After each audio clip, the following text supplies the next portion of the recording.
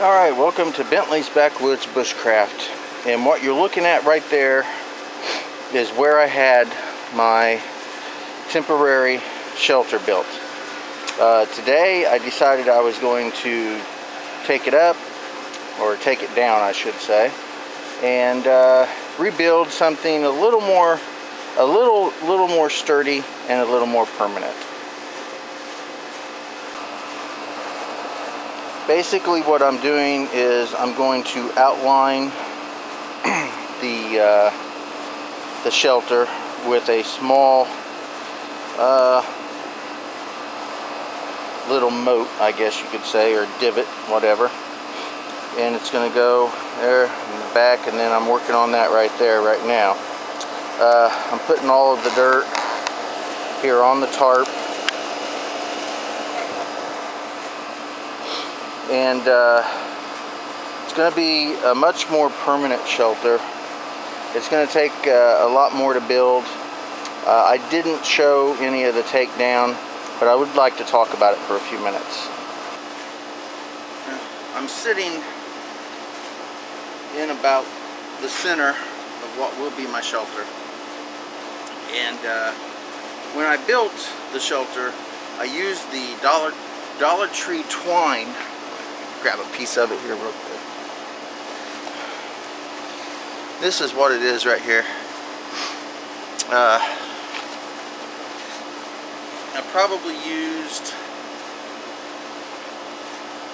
it comes in 3 rolls to $1, and I think I probably maybe used 4 or 5 rolls of it to secure the shelter. Now, when I cut it off, I can honestly say that it was really easy. It did hold the shelter together really well. It did hold it together, but it was really easy to tear apart, cut off. So I think if it was to stay up for an extended period of time, it might just rot away. But it wasn't meant to be anything permanent anyway. If you were going to use it for a couple weeks or a month, it would work. I don't know how much longer than that it would work. I didn't use a whole lot of wood with my last.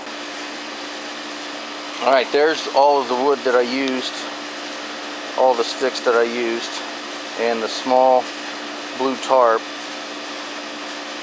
So I would say maybe 15 to 20 good sized limbs is what I used to build that shelter with. And like I said, it worked for what it was, but I'm wanting to build something a little more permanent, a little better. The next one, I don't know. I'm not even going to go into what I'm wanting it to be, because I have ideas of how I want to build it, but in all honesty, once I get to building it, it's probably just going to wander off into something completely different. So I'll leave that for when I do it. Right now I'm going to finish, or partially finish, the outline, and I'll get a little more video on that, and we'll continue as we go.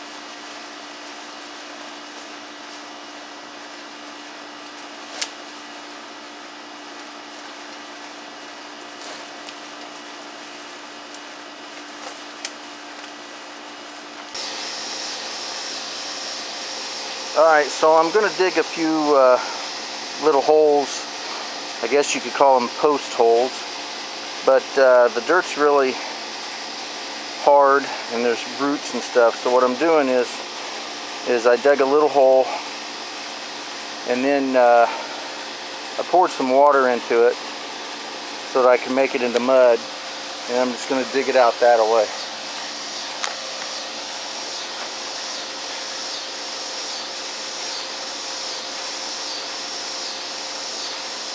Yeah, comes out a lot easier.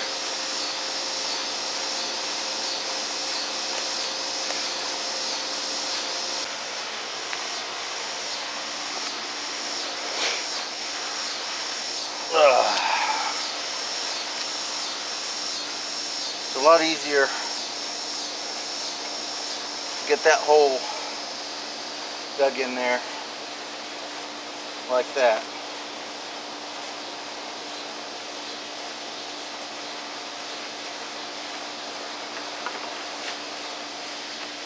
So we'll continue to work, and I'll get back with you in a little while. Alrighty, so there's the front post.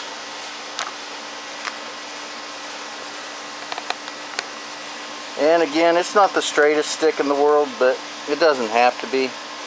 And I have it foot and a half to 2 feet down. It should hold just fine. And there's the back stick.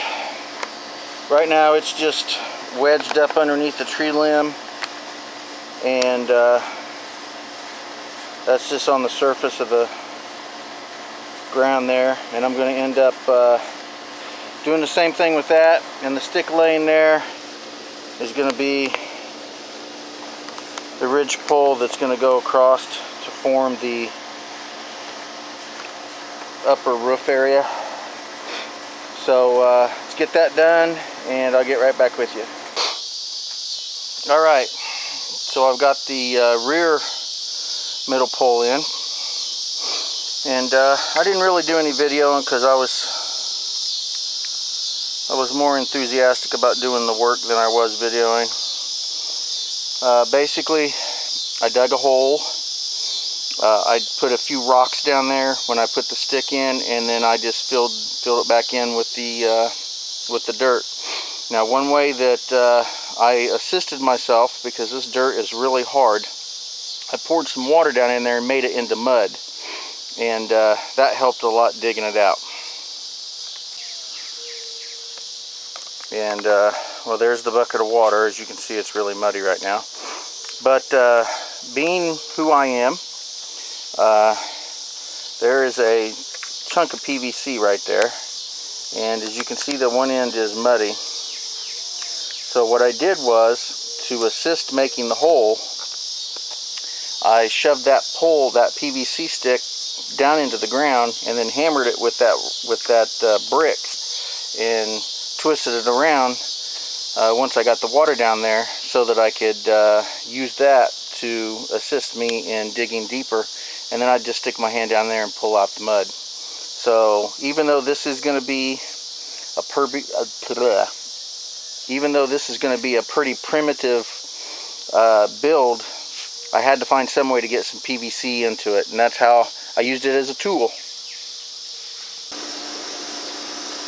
Alrighty, so the last time that I built the shelter, I just used that inexpensive Dollar Tree twine, which worked just fine, but I want this to be more permanent. So I took the guts out of a 550 cord, and what I'm going to do is tie it up with the inner strings from 550 cord. That's going to be a whole lot more durable, and I'll tie up the center pole, and I'll get right back with you. Alrighty, so I have the front pole, the rear pole, and the main center pole up, and I'm going to put a pole in that section over there, and a couple poles in that section over there, slightly smaller so that I can angle it down and make an angled roof. I don't think I'm going to get to that tonight. I think that's going to be for another night, and I think this is going to be it for tonight. So this is day one. So on day one, I got the old shelter tore down, and I got the main center pole of the new shelter up, and both sides of the shelter positioned and dug in. So I think that's good for tonight. So we'll continue this at another date.